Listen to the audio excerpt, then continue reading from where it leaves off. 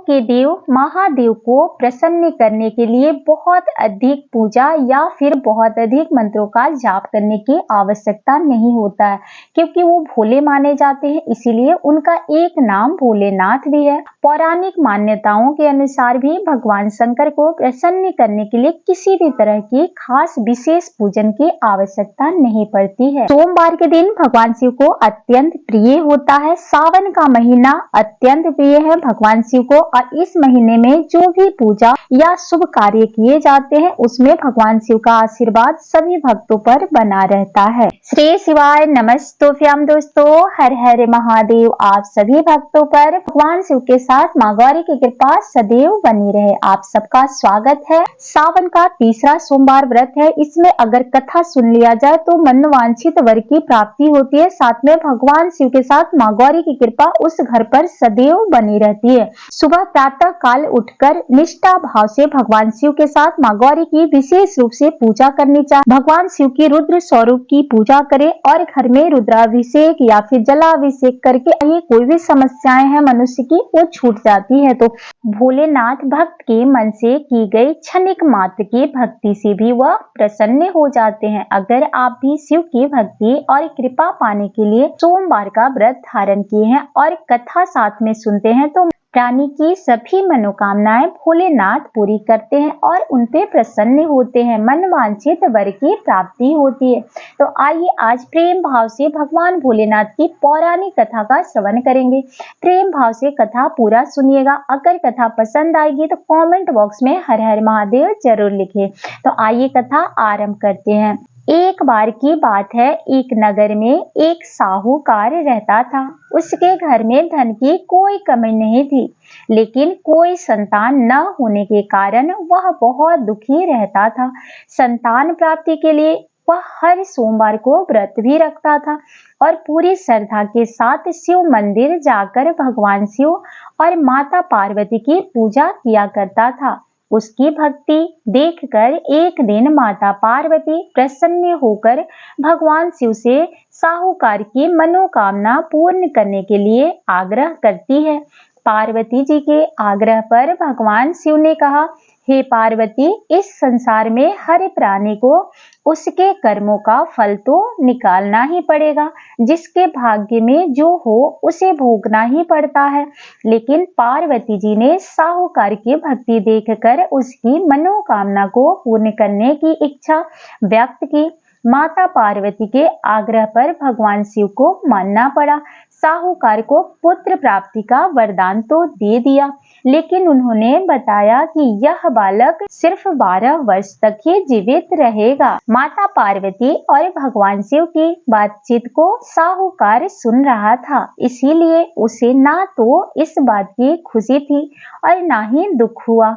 वह पहले की भांति भगवान शिव की पूजा करता रहा। कुछ समय के बाद साहूकार की पत्नी ने एक पुत्र को जन्म दिया। जब वह बालक 11 वर्ष का हुआ तो उसे पढ़ने के लिए काशी भेज दिया गया। साहूकार ने पुत्र के मामा को बुलाकर उसे बहुत सारा धन देते हुए कहा कि तुम इस बालक को काशी विद्या प्राप्ति के लिए ले जाओ। तुम लोग रास्ते में यज्ञ करते जाना और ब्राह्मणों को भोजन और दक्षिणा भी देते हुए जाना। दोनों मामा भांजे इसी तरह यज्ञ कराते और ब्राह्मणों को दान दक्षिणा देते काशी नगरी निकल पड़े। इस दौरान रात में एक नगर पड़ा, जहां नगर के राजा की कन्या का विवाह था। जिस राजकुमार के साथ उसका विवाह होने वाला था वह एक आंख से काना था। राजकुमार के पिता ने अपने पुत्र के काना होने की बात को छुपाने के लिए सोचा क्यों न उससे साहूकार के पुत्र को दुल्हा बनाकर राजकुमारी से विवाह करा दिया जाए। विवाह के बाद उसको धन देकर विदा कर दूंगा और राजकुमारी को अपने नगर ले जाऊंगा। इस बात को लेकर राजा ने साहूकार के पुत्र के लिए उसके मामा से बात की। मुझे आपका पुत्र थोड़ी देर के लिए चाहिए, विवाह योग्य के लिए। उसने अपनी मन की सारी बात उससे कह दी। तो मामा ने कहा कि धन दौलत तो सभी बिकते हैं, लेकिन दूल्हा भी बिकता है, ऐसा तो मैं नहीं जानता था। लड़के का मामा राजा का बात मान जाता है। लड़के को दूल्हे का वस्त्र पहनाकर राजकुमारी से विवाह करा दिया गया। साहूकार का पुत्र ईमानदार था, उसे यह बात सही नहीं लगी, इसीलिए उसने अवसर पाकर राजकुमारी के दुपट्टे पर लिख दिया कि तुम्हारा विवाह तो मेरे साथ हुआ है, लेकिन जिस राजकुमार के संग तुम्हें भेजा जाएगा वह एक आंख से काना है। मैं तो काशी पढ़ने जा रहा हूँ। जब राजकुमारी ने चुन्नी पर लिखी बातें पढ़ी तब उसने अपने माता पिता को यह बात बताई। राजा ने अपनी पुत्री को विदा नहीं किया, फिर बारात वापस चली गई। दूसरी ओर साहूकार का लड़का और उसका मामा काशी पहुंचे और वहां जाकर उन्होंने यज्ञ किया। जिस दिन लड़का 12 साल का हुआ उस दिन भी यज्ञ का आयोजन था। लड़के ने अपने मामा से कहा कि मेरी तबीयत कुछ ठीक नहीं है। मामा ने कहा कि तुम अंदर जाकर आराम कर लो। शिवजी के वरदान अनुसार कुछ ही देर में उस बालक के प्राण निकल गए।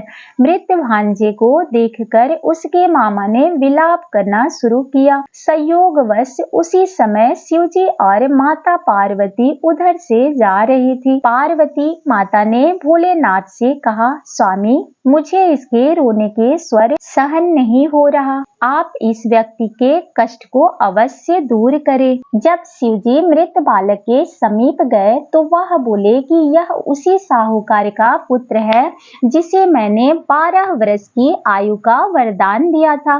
अब इसकी आयु पूरी हो चुकी है।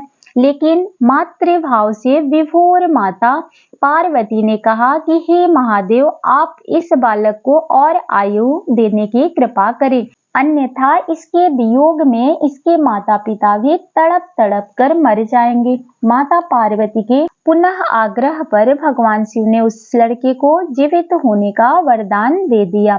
शिव जी की कृपा से वह लड़का जीवित हो गया। शिक्षा पूरी करके लड़का मामा के साथ अपने नगर की ओर वापस चल दिया। दोनों चलते हुए उसी नगर में पहुंच जाते हैं जहां उसका विवाह हुआ था। उस नगर में भी उन्होंने यज्ञ का आयोजन किया।